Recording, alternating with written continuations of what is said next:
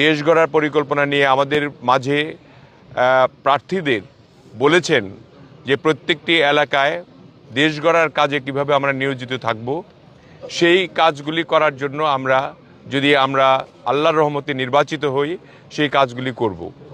এবং আমার সঙ্গে যারা আজকে উপস্থিত হয়ে এই স্ক্রুটিনিতে অংশ নিলেন, আমাদের দেওয়ানগঞ্জ বকশীগঞ্জের সমস্ত নেতৃবৃন্দ এবং আমার প্রস্তাবক সহ আমরা সকলে উপস্থিত ছিলাম।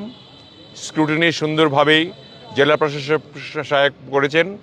4টি ক্যান্ডিডেট ছিল এখানে, তার মধ্যে 3 জনের বৈধতা তিনি প্রকাশ করেছেন, ঘোষণা করেছেন।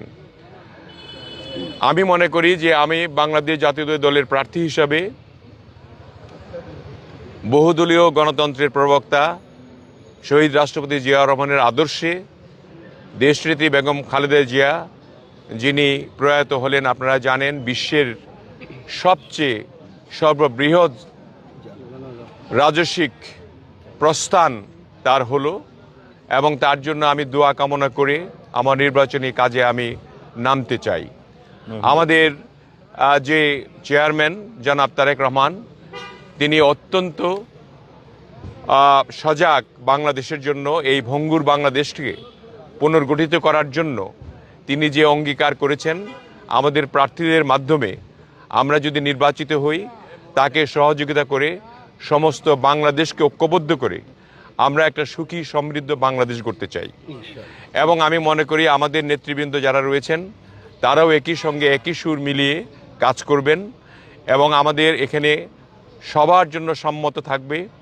আমাদের মিডিয়া থেকে আরম্ভ করে যত ধরনের আমাদের এখানে অসুবিধাগুলো ফ্যাসিস্ট আমলে ছিল সেগুলি নিরসন করে আমরা দেশ গড়ার কাজে নিজেদেরকে নিয়োজিত করব।